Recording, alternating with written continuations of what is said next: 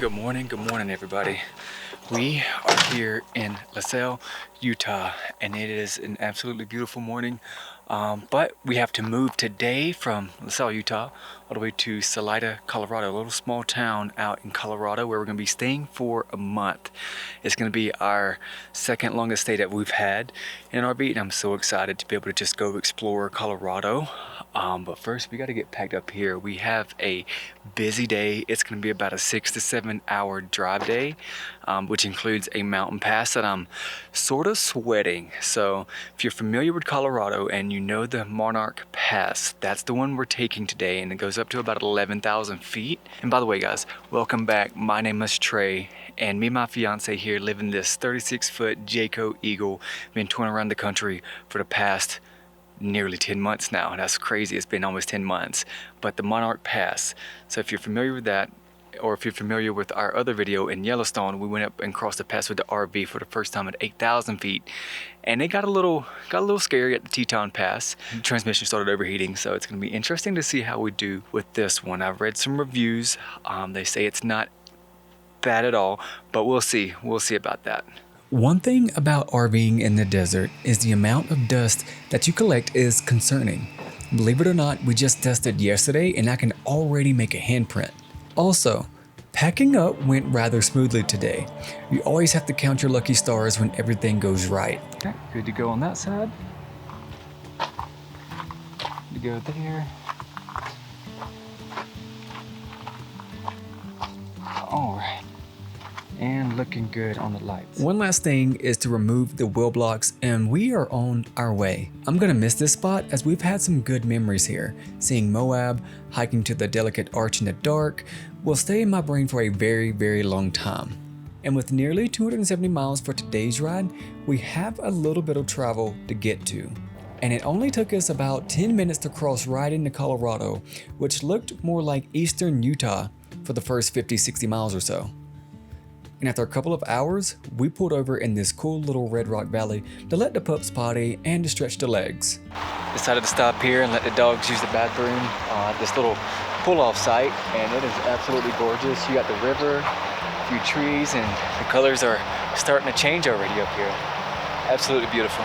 We are immediately introduced to the high country as we start climbing to over 9,000 feet, and without eating anything this morning, we decided to start looking for some breakfast, which wasn't too plentiful in western Colorado. All right, somebody's been dying and fiending for some coffee, Jess, and so we finally found a store here that might have some coffee for us. There's all these little towns that we've passed through.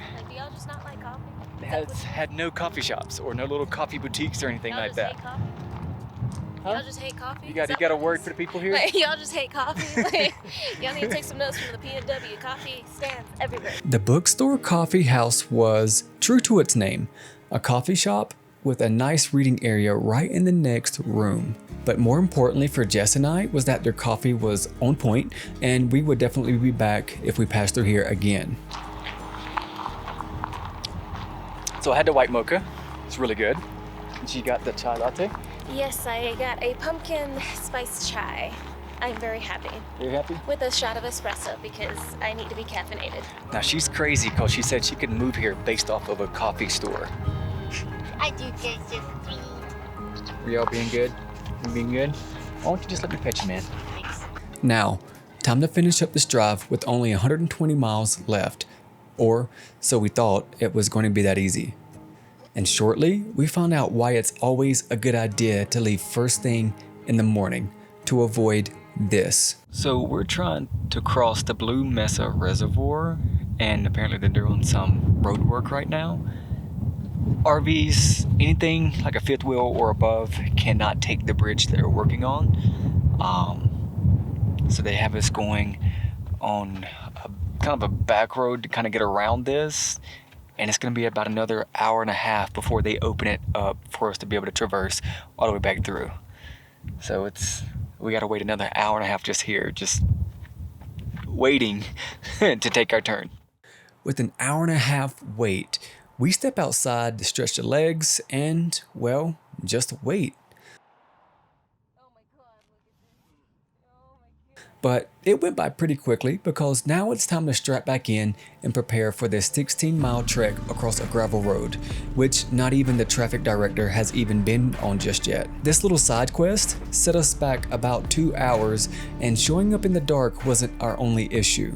We haven't filled up in a while, and we originally planned on getting gas at the next town, which was about 15 miles away, but due to unforeseen circumstances, it put the nearest gas station at 50 miles out.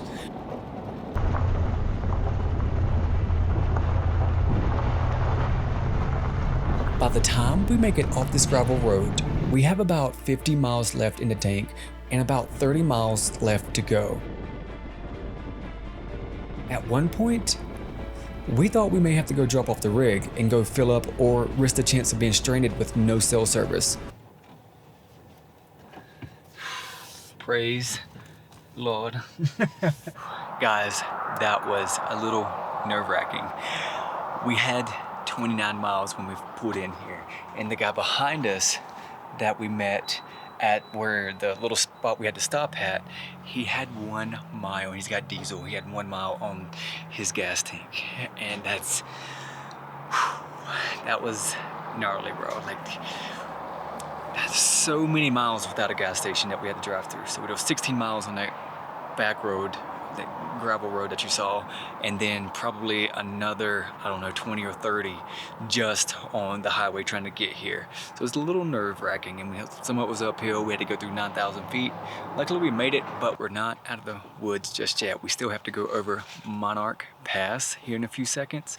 And yeah, I'm just gonna let the truck cool down for a little bit, get something to eat, and then go ahead and make a run for it. After surviving this whole gas issue, I feel like luck is on our side today, and that this whole Monarch Pass thing won't be much of a challenge. We did have to take it slow and go up in second gear at about 25 miles an hour, but shortly after, we're up at 11,000 feet, and our stay for the next month is right at the bottom of this long drive down. And the rules are, check-in time is no later than 6 p.m. But here we come, straggling in past 8 p.m. and the hosts are already gone for the night. Not knowing which site they selected for us, we have to call one of their on-site helpers, and we luckily got in contact and he shows us our site. And for the rest of the night, we get set up and we go grab something to eat, which shamelessly was a McDonald's meal since it was the only thing opened, and we relaxed with some shows right before bed.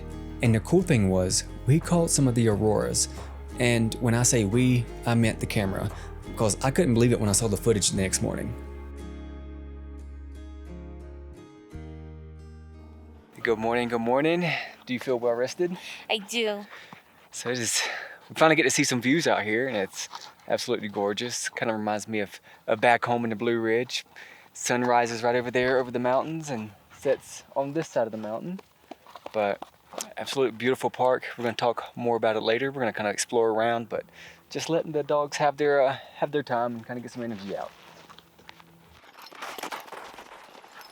Somebody's got the zoomies. So apparently this RV park comes with a little mini gym, which is big on Jess and I's agenda here to go check out, and hopefully they're open. Thank you. All right, so the gym, not underwhelming, but just had a few items there. So it might, treadmills. yeah, so it'd be good to use on a day where it's like raining or snowing. So that'd be nice. Downtown Salida is only about 7 miles down the road, which is a nice break from being 60 miles from town all the time. Time for Jess and I to go check out some, what is it? What's the place called? Coffee by Topo. Gonna go get some coffee today. Boutique coffee spot. I'll just do a regular mocha. And is it just one size or is it different sizes? Okay. We're gonna start with the cinnamon roll first. Don't hate, but we're gonna start with the cinnamon roll first. All right, let's try this bad boy out. This is what we came for.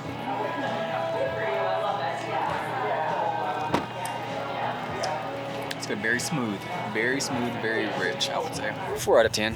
No, 10 out of 10. No, it was a pretty good spot. So finally starting to wind down for the day, and it's been such a beautiful day so far. And how we found this place, by the way, is an app called HipCamp. I was talking to the owner earlier. He was the actual person who was filling up the propane for us, and he doesn't do any marketing of any sort. Everything or every one of these campers came here via word of mouth, but somehow we found it on rvlife.com, which is a great resource. I typically use HipCamp, and I've mentioned that so many times in previous videos, but HipCamp for Colorado was very sparse. So this is a spot that's only been here for about a year and a half. And the section that we're at is actually a new expansion that they just started here in the past couple months. Their original expansion, or the original map per se, is back that way, right in front of the office there. But everything is 50 amps full hookup. It is absolutely a gorgeous spot to be. I mean, you're surrounded by the mountains, the nearby mountains, the Monarch Mountain back there, and they're expecting snow on Saturday. So I'm pretty excited about that. One, because we don't have to drive through it. Two, and we get to go play in it. I'm sure the dogs are gonna love it too, but it's just been such a relaxing, chill day, and we've caught up on stuff. I was able to watch the dogs. I was able to get the propane filled, just kind of tend to the RV a little bit. Jess is in there cleaning out the closet because we're switching from our summer clothes to our winter clothes right now. So it's just been overall a good day. In the end, we made it back to Colorado in one piece on our trek back east to see our family. And we will be here for the month, and we'll have more than enough chance to go check out the vibrant downtown Salida. And if you've made it this far, feel free to hang around and check out some of our other trips of ours, and we will see you back next Sunday for our next film as we kick off our month stay here in Colorado. Peace out, much love, and we'll see you in the next one.